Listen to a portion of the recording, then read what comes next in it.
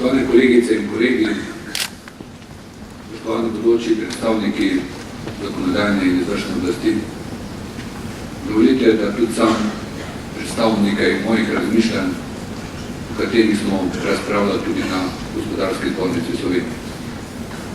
Pred nami je nov padec gospodarske rasti, ki ga eni bolj, drugi manj, že zaznavamo z zmanjšanjem naročil za izvoz, predvsem se to kaže v zadnjem kvartalu.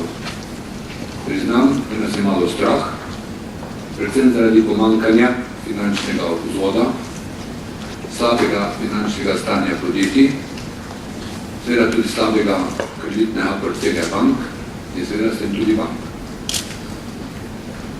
Torej, kaj predlagamo?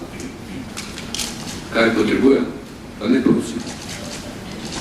Torej, potrebujemo nov gospodarski zagon, nove investicije, nove bančne kredite, dokapitalizacijo bank v državni lasti, če to ni možno, pa privatizacijo teh bank.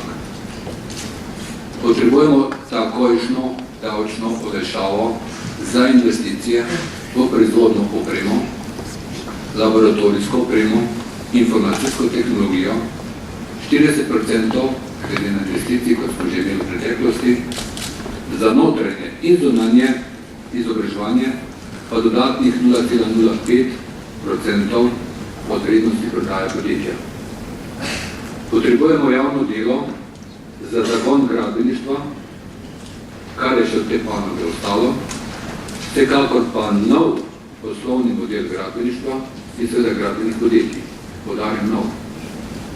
Kaj predlagamo? Predlagamo, da se država dodatno zadolži za 1 milijardo evrov. Glede na današnje stanje, toga se lahko. Ta sredstva je preko SID banke ali drugih poslovnih bank plasira v gospodarstvo, v srednja in malo podjetja, ki so kapitalsko ustrezna in lastniško konsolidirana, imajo pa razvojne programe, projekte, s katerimi bi dosegli 50% višjo dodano vrednost, kot je panoga, v kateri danes ta podjetja so. Predlagamo, da se finančno s povratnimi sredstvi podpre 5 do 10 podjetij, ki imajo danes nekaj 100 milijonov evrov prometa, imajo vizijo in realno strategijo, poudarjam realno, ne potrebujemo preferje v Sloveniji, da bo do leta 2020 povečala prodajo na 1 milijardo na leto. Takim podjetjem naj se skozi davčno politiko prizna 20% nepovratnih sredstev, 40% bančnih virov za financiranje razvojnih projektov rasti in 40% virov pa morajo ta podjetja zagotoviti iz lastnih virov, torej samo. Pogoj pa je, da se z investicijami odpirajo nova delovna mesta v Sloveniji in predlagam tudi oster nadzor pri izpolnjevanju strategije teh podjetij. Osebno podpiram, da se del lastniškega kapitala pridobi strani zaposlenih v teh podjetjih, pa tudi strani menedžerjev, ker s tem se poveča zaupanje z bančnega sektorja v tak projekt. Predlagamo največ 10 ministrstev. To ste že sami predstavniki bodoče vlade v svojih programih definirali, ampak tudi predlagamo, da se imenuje za gospodarskega ministra človeka, gospodarstvenika, ki je v zadnjih 10 let vodil veliko podjetje. To je potrebno. Torej, ni dobro, da se v gospodarskem ministrstvu vodi to ministrstvo nekdo iz ekonomske ali kakšne druge fakultete. Kje dobiti sredstva? Torej, z zmanjševanjem stroške javne uprave letno za 5% v 4 letih. To pomeni 20% v 4 letih. Povečanje DDV-ja za 2%, to si lahko privoščimo, kajti imamo najnižjo praktično inflacijo v Evropski uniji za obdobje 5 let in seveda obdavčitev premoženja.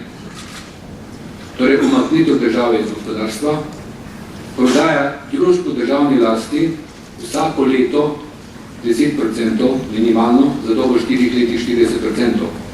Kupci je vseeno, a so domači ali tuji, pa se morajo zavezati, da za vstop v lastništvo prevzetega podjetja ne bodo, poudarjam, premenili to podjetje s kupnino in obrestmi od kupnine naslednjih 10 let. Ker če ne imamo podobno situacijo, kot smo imeli v zadnjih, če hočete 6 pa 7 let. Če moje izkušnje zadnjih 2 let, ko sem se ukvarjal s prodajo naših transformatorjev v tujini, kjer je bil domači proizvajalec transformatorjev, so mi odkrito, a neformalno, povedali, da bodo ob konkurenčnih pogojih favorizirali domačega proizvajalca. Kaj to pomeni? To bi morala seveda tudi naša praksa na javnih razpisih, prav tako pa tudi zagotavljanje protidabav za državne projekte, kjer se izvajalci ali tuji investitorji koristniki slovenskega denarja. Torej, Gospodarska zbornica Slovenije si bo prizadevala za uresničitev teh ciljev. Naj zaključim še s to mislijo. Bodoči uspehi slovenskega gospodarstva so odvisni od veliko deležnikov v družbi.